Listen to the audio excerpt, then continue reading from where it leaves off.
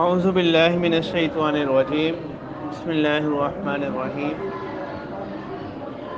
سورۃ سبع مکیہ الحمد للہ الذی لہ ما فی السماوات وما فی الارض ولہ الحمد فی الآخرہ وہو الحکیم الخبیر۔ تو سورۃ سبع یہ مکی صورت ہے اور توقیفی لحاظ سے قرآن مجید کی جو موجودہ ترتیب ہے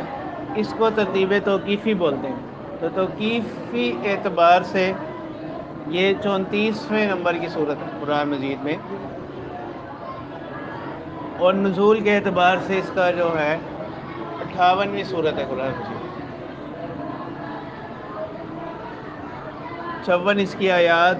اور 6 رکوع ہیں۔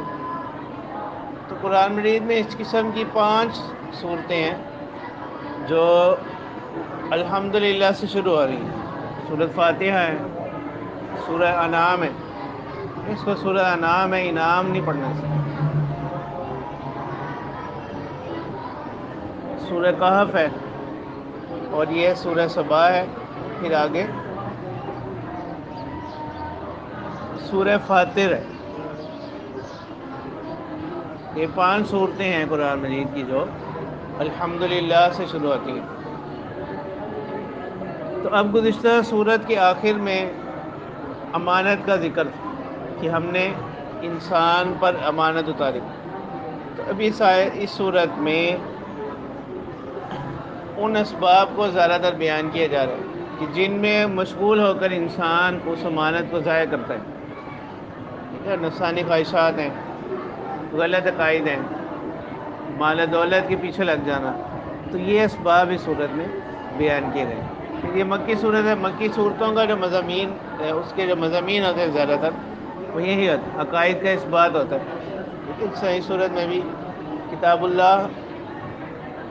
کو ذکر کیا جائے گا، اس کی عظمت کو، آخرت سے متعلق جو منکرین کے مختلف شبہات تھے ان کے جواب دیے جائیں گے۔ تو اللہ تعالیٰ فرماتے ہیں الحمدللہ الذی لہ ما فی السماوات وما فی الارض ولہ الحمد فی الآخرہ۔ کہ تمام تعریفیں اللہ ہی کے لیے ہیں، کہ اسی کے لیے ہے جو کچھ آسمانوں میں ہے، وما فی الارض اور جو کچھ زمین میں ہے، وَلَهُ الْحَمْدُ فِي الْآخِرَةِ، یعنی پہلے بھی حمد اسی کے لیے ہے اور آخرت میں بھی حمد اسی کے لیے۔ وَهُوَ الْحَكِيمُ الْخَبِيرُ، اور وہ حکمت والے باخبر ہیں۔ یعنی وہ اللہ تعالیٰ مخلوقات کی تخلیق سے کیا مقاصد ہیں، اس میں اللہ کی کیا حکمتیں ہیں، اللہ تعالیٰ ان کو جاننے والے ہیں۔ یعلم ما یلج فی الارض، اور اللہ تعالیٰ جانتے ہیں جو چیز داخل ہوتی ہے زمین میں، وما یخرج منہا، اور جو اس سے نکلتی ہے، دانہ وہ زمین کے اندر جاتا ہے، اور کھیتی وہ زمین سے نکلتی ہے، وما ینزل من السماء، اور جو چیز اترتی ہے آسمان سے، بارش ہے وہی ہے، وما یعرج فیہا، اور جو بڑھتی ہے آسمانوں کی طرف، اعمال ہے، انسانی اعمال، وَهُوَ الرحیم الغفور، اور وہ مہربان بخشنے والے ہیں۔ وقال الذین کفروا لا تأتینا الساعۃ، اب یہاں سے اللہ تعالیٰ کفار کا قول ذکر کر رہے ہیں، اور کہا ان لوگوں نے جو کافر ہیں، لا تأتینا الساعۃ، نہیں آئے گی ہم پر قیامت۔ تو اللہ تعالیٰ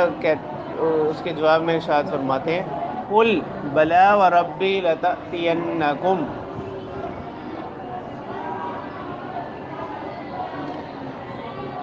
اب قیامت سے متعلق بنیادی شبہات دو تھے، ایک تو یہ کہ اگر قیامت آنی ہے تو کب آئے گی، اور دوسرا یہ تھا کہ جس وقت وہ کہتے تھے کہ اذا متنا وکنا ترابا وعظاما ائنا لمبعوثون، کہ جس وقت ہم ختم ہو جائیں گے، بوسیدہ ہو جائیں گے، تو کیا ہم اٹھائے جائیں گے؟ جیسے من یحیی العظام وہی رمیم، سورۃ یاسین میں بھی، کہ ہڈیوں کو کون زندہ کرے گا جب وہ کیا ہو جائیں گی، بوسیدہ ہو جائیں گی۔ پھر کسی کی موت کسی حالت میں ہوتی ہے، کسی کی موت کسی حالت میں ہوتی ہے، ٹھیک ہے، اس کی جو ہڈیاں ہیں وہ تو گل سڑ کر مٹی کے ذرات کے ساتھ کیا ہوں گے، مل جائیں گے. یہ کسی کو کسی جانور نے کھا لیا، اس کے کچھ اجزاء اس کے پیٹ میں آ گئے، کچھ کدھر ہوں گے کچھ کدھر ہوں گے. تو اللہ تعالیٰ فرماتے ہیں قل بلا و ربی، اے پیغمبر کہہ دیجئے بلا کیوں نہیں، یعنی قیامت آئے گی، و ربی اور میرے پروردگار کی قسم لتأتینکم، وہ قیامت تم پر کیا ہوگی، ضرور آئے گی. عالم الغیبی، غیب کے جاننے والے سے، عالم الغیبی غیب کے جاننے والا،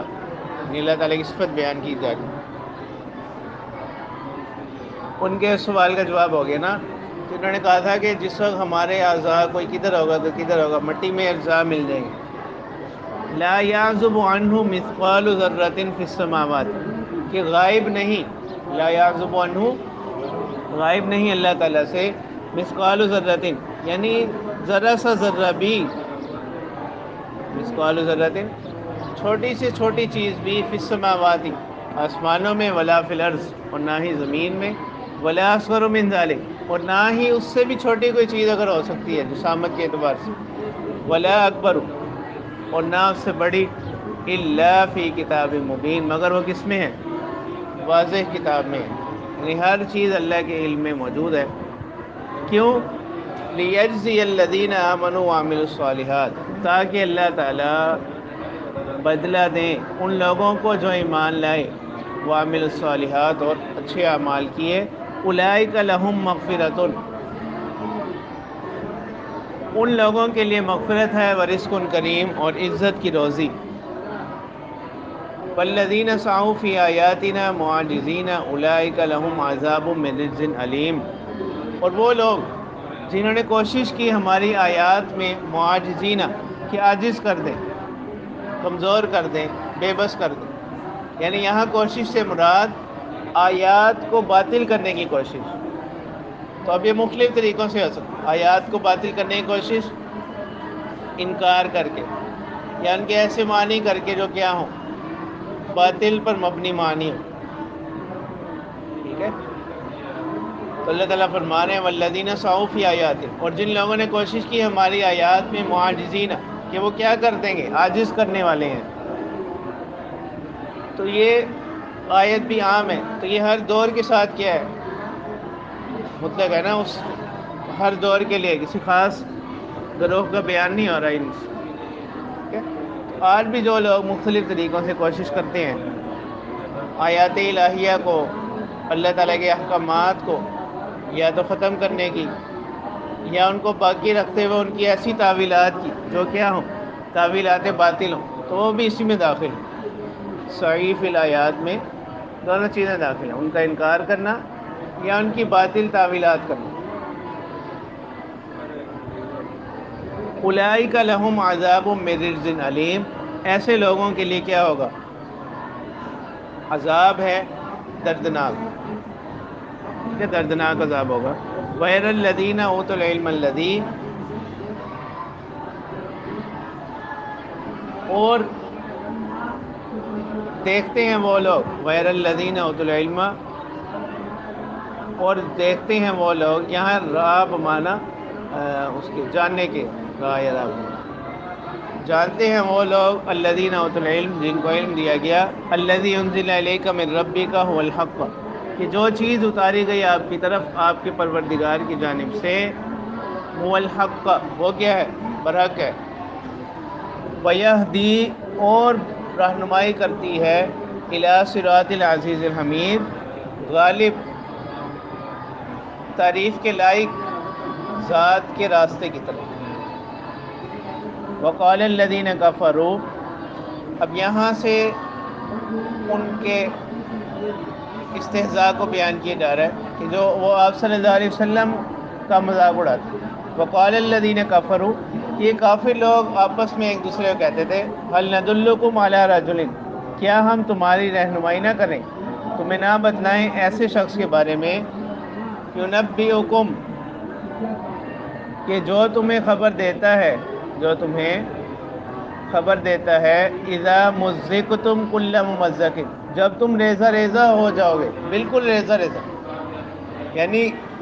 جب تم بالکل ختم ہو جاؤ گے، نیست و نابود ہو جاؤ گے، انکم لفی خلق جدید،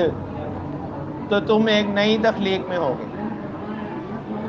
افطرا علی اللہ کذبا ام بہ جنہ، تو اللہ تعالیٰ فرماتے ہیں کہ وہ لوگ کہتے ہیں افطرا علی اللہ کذبا، کیا اس شخص نے معاذ اللہ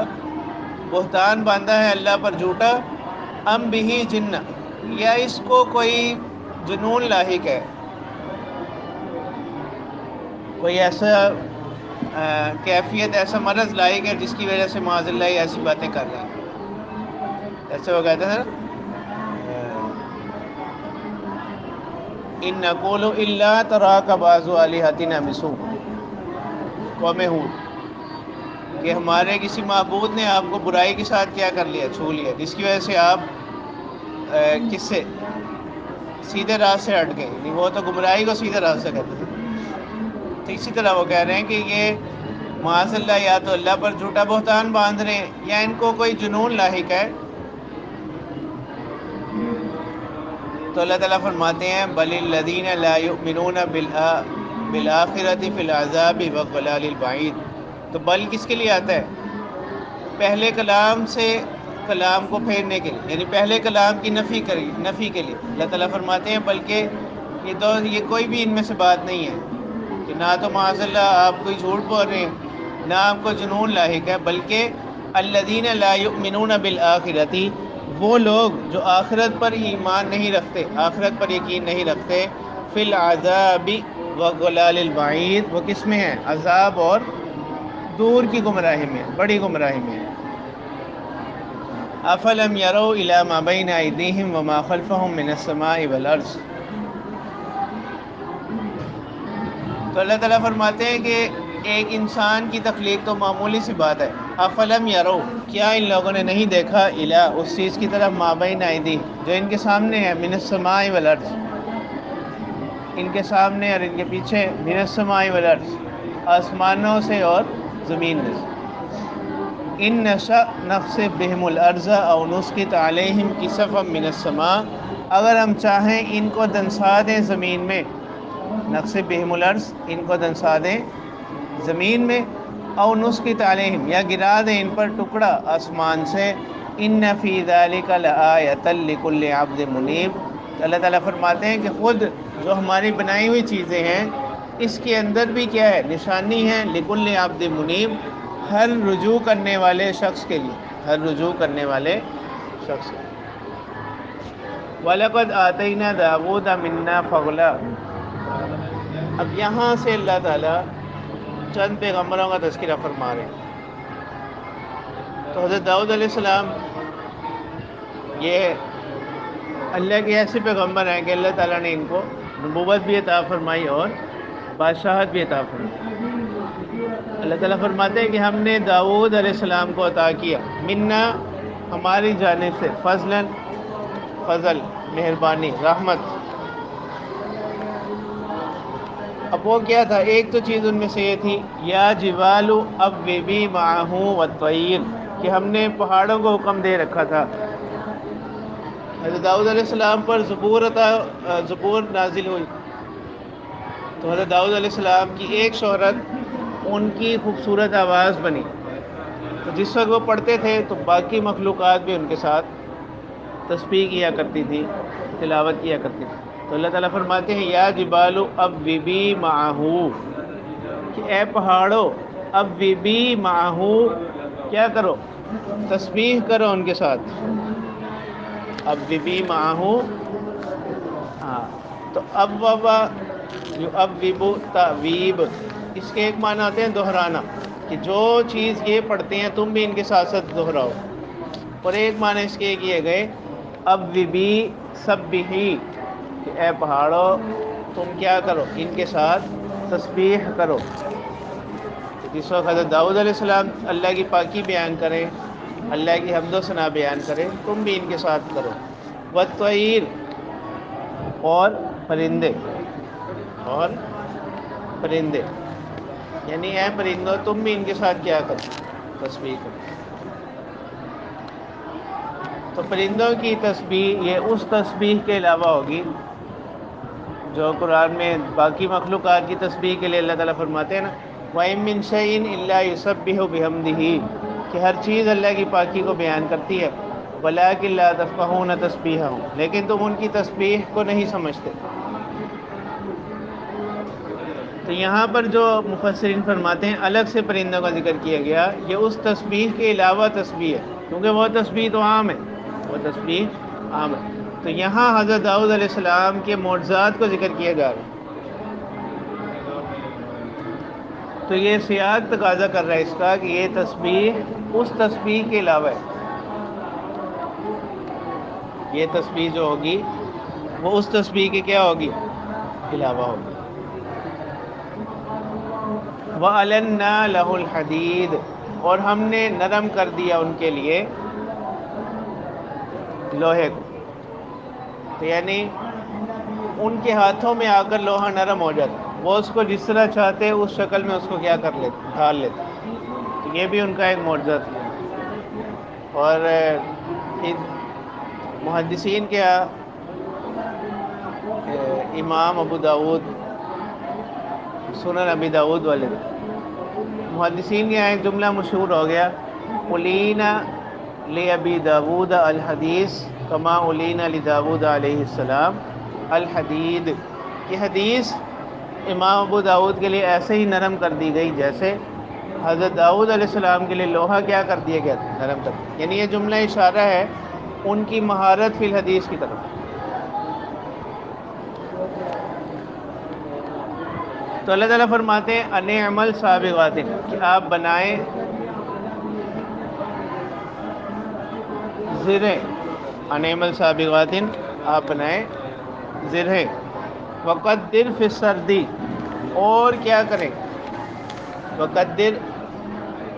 اور اندازہ کر لگائیں، فی السردی کس میں، کڑیوں میں، زرہ کے اندر جو کڑیاں ہوتی ہیں نا، وہ مختلف ان کے جوڑ کہہ لیں، ان کو کیا کریں، ایک اندازے سے لگائیں۔ ایک معنی تھا اس کی یہ کہ یعنی وہ نہ تو ایسا نہ ہو کہ کہیں پر بڑی ہو، کہیں چھوٹی کڑی ہو، کہیں بڑی ہے، کہیں زیادہ بڑی ہوگی، کہیں چھوٹی ہوگی، کہیں زیادہ اندر ہے، کہیں زیادہ باہر نکلے، ایسا نہ ہو۔ یعنی یہ وقدر فی السردی یہ کنایہ کس سے ہوگا، کہ اس کو کیسا بنائیں، متوازن اور متناسب بنائیں، کہ وہ مضبوطی کے لحاظ سے بھی پورا ہو اور خوبصورتی کے لحاظ سے بھی کیا ہو، پوری ہو۔ تو اس سے معلوم ہوا کہ مصنوعات کے اندر ظاہری خوشنمائی کا خیال کرنا یہ بھی کیا ہے، مستحسن، مصنوعات کے اندر اس بات کا خیال رکھنا کہ وہ دیکھنے میں بھی کیا لگے، اچھی لگے، تو یہ کیا ہے، مستحسن۔ اور ایک معنی اس کے یہ کیے گئے وقدر فی السردی، کہ زرہیں وہ بناتے تھے حضرت داؤد علیہ السلام، تو یہ حکم دیا جا رہا ہے وقدر فی السردی، اس زرہیں بنانے کے لیے ایک وقت کیا کر دیں، مخصوص کر دیں، متعین کر دیں، ایک کو لیے، تاکہ آپ کے جو باقی فرائض ہیں وہ اس سے کیا نہ ہو، متاثر ہو۔ دوسرے معنی یہ کیے گئے وقدر فی السردی کے ایک معنی تو یہ کہ زرہوں کو مکمل طور پر بنائیں، اور ایک معنی یہ کہ اس کے لیے ایک خاص وقت کیا کر لیں، مقرر کر لیں، تاکہ جو آپ کے باقی فرائض ہیں، باقی اعمال ہیں، وہ بھی کیا نہ ہو، متاثر نہ ہو جی۔ وہ چونکہ ان کے پاس ریاست بھی تھی، ریاست کے معاملات ہیں، اللہ تعالیٰ کی عبادت ہے، وہ سارے معاملات، تو اس سے معلوم ہوا کہ جو بھی لوگ ایسے ہوں، تاجر پیشہ لوگ ہوں، یا کوئی بھی شخص جو کوئی کام کر رہا ہے، کوئی علم حاصل کر رہا ہے، تجارت کر رہا ہے، کاروبار کر رہا ہے، ملازمت کر رہا ہے، تو اس کو چاہیے کہ وہ ان کاموں کے لیے ایک مخصوص وقت رکھے، اور اس کے ساتھ ساتھ اللہ تعالیٰ کی عبادت بھی کرتا رہے، اس کے ساتھ ساتھ جو اللہ کی طرف سے اس پر فرائض عائد ہیں ان کو بھی کیا کرتا رہے، پورا کرتا رہے۔ وَاعْمَلُوا صَالِحًا، اور کیا کرو، اچھے اعمال کرو، انی بما تعملون بصیر، بے شک میں جو کچھ تم عمل کرتے ہو اس کو دیکھ رہا ہوں۔ ولی سلیمان الریح، اور ہم نے مسخر کر دیا حضرت سلیمان علیہ السلام کے لیے الریح، ہوا کو، یعنی ہوا کو ہم نے ان کے تابع کر دیا کہ جہاں وہ حکم دیتے ہوا ان کے حکم سے، ان کے حکم کے مطابق کام کرتی۔ تو ایک واقعہ ذکر کیا جاتا ہے کہ ایک موقع پر حضرت سلیمان علیہ السلام اپنے گھوڑوں کی دیکھ بھال میں، جو کہ گھوڑے انہوں نے جہاد کے لیے رکھے ہوئے، اس کی دیکھ بھال میں مصروف تھے، تو ان کی عبادت کا وقت اسی میں نکل گیا۔ تو انہیں اس پر بعد میں جب ان کو معلوم ہوا تو انہوں نے کہا کہ ان کی وجہ سے میں اللہ کی یاد سے کیا ہو گیا تھا، غافل ہو گیا تھا۔ انہوں نے وہ تمام گھوڑے جو تھے ان کو ذبح کروا دیے۔ تو واقعہ یہ ذکر کیا جاتا ہے کہ اس کی برکت سے اللہ تعالیٰ نے، چونکہ گھوڑوں کا مقصد کیا ہوتا ہے، ایک جگہ سے دوسری جگہ جانے کے لیے، سواری کے لیے استعمال ہوتا ہے، تو ان کی برکت سے اللہ تعالیٰ نے ہوا کو ان کی کیا بنا دیا، ان کا خدمت گار بنا دیا، کہ جیسا ہی ہوا کو حکم دیتے، جہاں کا حکم دیتے، ہوا ان کو وہاں لے جاتی۔ اور وہ ہوا کیسی تھی؟ غدوها شہر، اس کی صبح کی مسافت 1 مہینے کی ہوتی تھی، 1 مہینے کی مسافت کے برابر صبح اس پر سفر کرتے، ورواحها شہر، اور شام کو 1 مہینے کی مسافت کے برابر، یعنی ایک دن میں وہ ہوا کے ذریعے 2 مہینے کا کیا کرتے، فاصلہ طے کرتے۔ وَأَصَلْنَا لَهُ عَيْنَ الْقِطْرِ، اور ہم نے بہا دیا ان کے لیے، اصالہ یسیلو، اصالتاً بہانا، عین القطر، تانبے کا چشمہ، کہ وہ اس میں سے جو چیز بنانا چاہتے اسی طرح کیا کر لیتے، بنا لیتے، یعنی تانبے کو ان کے لیے ہم نے کیا کر دیا، پگھلا دیا، نرم کر دیا۔ تو اب اس میں اس طرح بھی اشارہ ہو گیا، جو منکرین نے کہا کہ لا تأتین الساعۃ، تو ان کا بھی جواب ہو گیا کہ اللہ تعالیٰ فرماتے ہیں کہ جو ذات لوہے جیسی سخت چیز کو کیا کر سکتی ہے، نرم بنا سکتی ہے، اور تانبے کو کیا کر سکتی ہے، پگھلا سکتی ہے، پہاڑوں کو کسی بندے کے لیے مسخر کر سکتی ہے، تو وہی ذات ان اجزاء کو ملا کر دوبارہ کیا کر سکتی ہے، جسموں میں دوبارہ زندہ کر سکتی ہے۔ وَمِنَ الْجِنِّ مَن يَعْمَلُ بَيْنَ يَدَيْهِ بِإِذْنِ رَبِّهِ، اور جنات میں سے بھی ایک جماعت ایسی تھی کہ مَن يَعْمَلُ بَيْنَ يَدَيْهِ، جو عمل کرتے، کام کرتے ان کے سامنے، بِإِذْنِ رَبِّ، ان کے رب کی اجازت سے، یعنی اللہ کی طرف سے ان کو یہ معجزہ عطا کیا گیا کہ جنات جن کی طبیعت میں عام طور پر کیا ہے، سرکشی ہے، نافرمانی غالب ہے،